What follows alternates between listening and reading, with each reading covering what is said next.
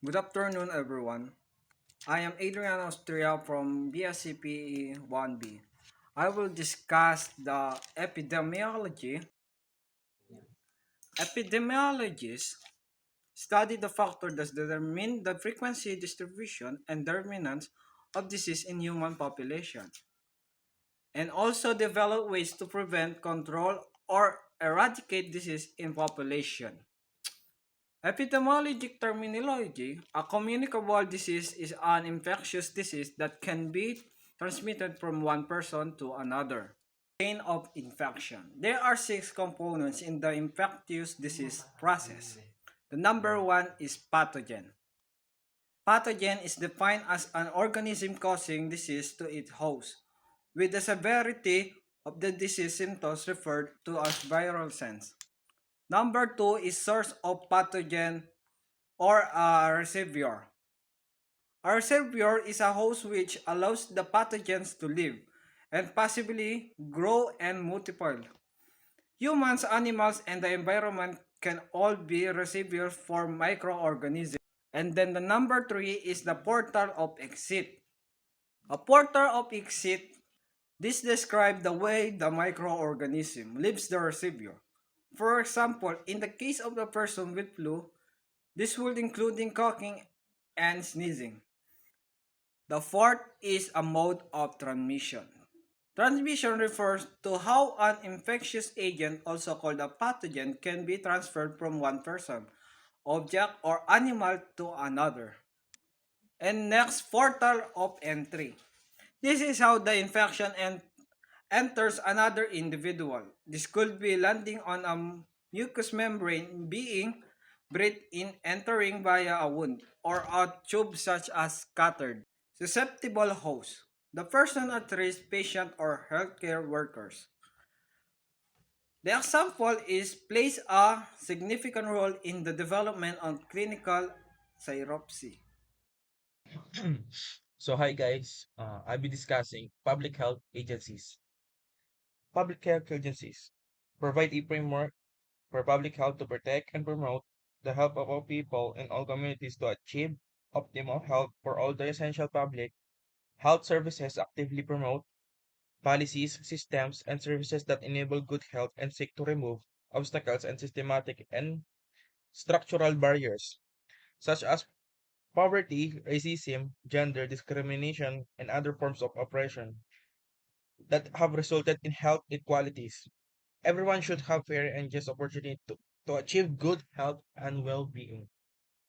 So, sabi po dito is tatanggalin po yung mga obstacles na nakakasagabal sa atin sa environment para hindi tayo makaranas ng pananakit at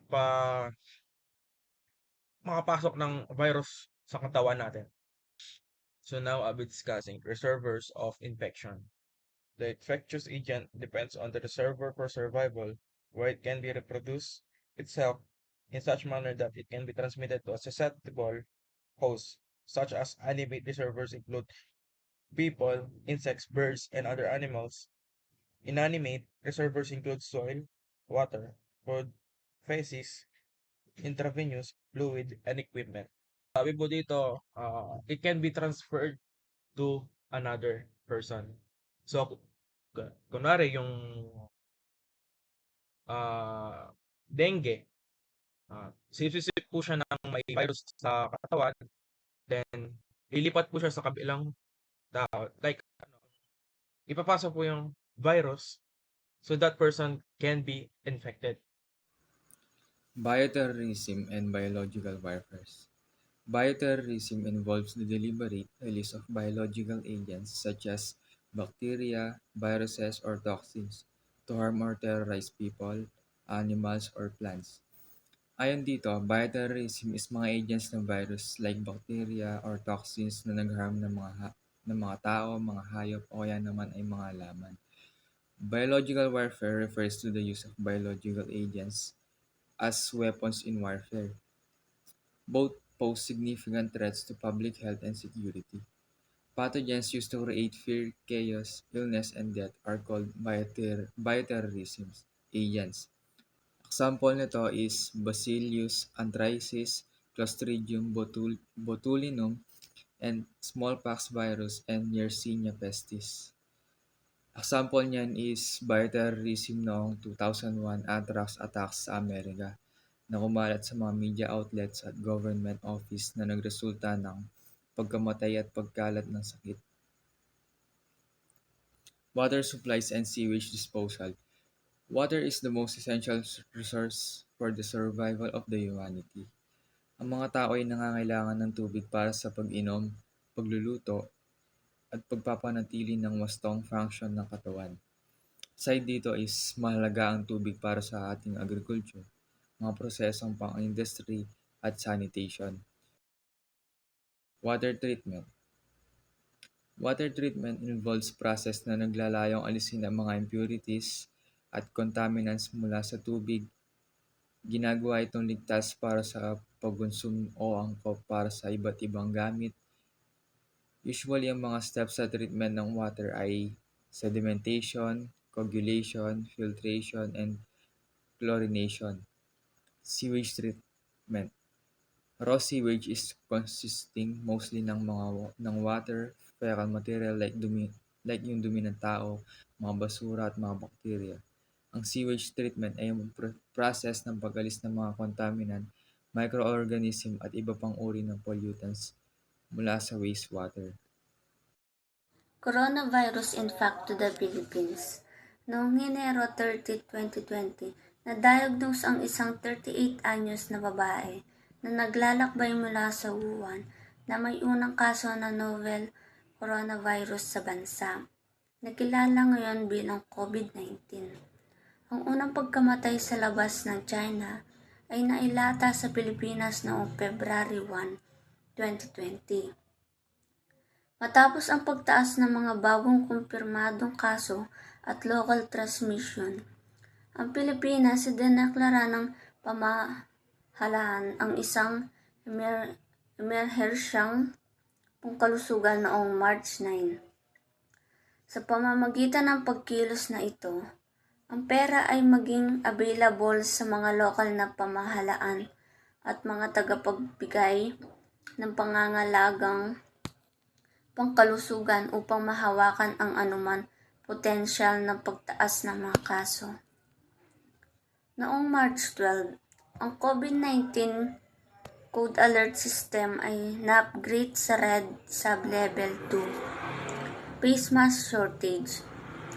Sa kabila ng pagtaas ng pagtitiyak ng gobyerno na hindi pa kailangan ang mga face mask, ang nakita ng Pilipinas ang pagtaas ng demand para sa mga face mask bilang mga alalahanin sa coronavirus. Lumaki ang infection. Inulit ng administration na dapat bigyan ng prioridad ang mga healthcare provider at mga taong nagpapakita ng mga sintomas ng sakit sa paglaban ng mga maskara upang matugunan ang pangangailangan para sa mga face mask. Ang Pilipinas International Trade tinutukoy ng corporation ang dalawang supplier mula sa Thailand at India. Face mask shortage. Importing face mask from India and Thailand. Ang pandaigdigang pandemya ng COVID-19 ay humantong sa isang hindi pa naganap na pangangailangan para sa mga face mask bilang isang mahalagang akbang sa pag-iwas laban sa virus. Face mask shortage. Ang kakulangan sa face mask ay lumitaw dahil sa mabilis na pagkalat ng COVID-19 at ang buong pagtaas ng demand para sa personal protective equipment or PPE sa buong mundo. Ang pag-import ng mga face mask mula sa India ay nakatulong sa pagpapagaan ng kakulangan sa maraming bansa na nagbibigay ng maasahang supply of affordable masks. Importing face mask from Thailand. Malaki rin ang papel ng Thailand sa pagtugon sa kakulangan sa face mask. Ipinagmamalaki ng bansa ang isang mahusay na itinatag na industriya ng tela na may kakayahang gumawa ng mga quality mask. Ang mga tagagawa ng Thai ay nakagawa ng parehong surgical mask at cloth mask upang matugunan ang pandaigdigang pangangailangan. At sa iba pang mga bansa sa Timog Silangan Asya ay nagpadali ng mahusay na pamamahagi na ginagawa itong isang kaakit-akit na destinasyon para sa mga pagkukunan ng mga face mask. Impact of COVID-19 on the economy. Dahil dito sa pandemic ay madaming nagkasakit at namamatay sa kanilang mga pamilya.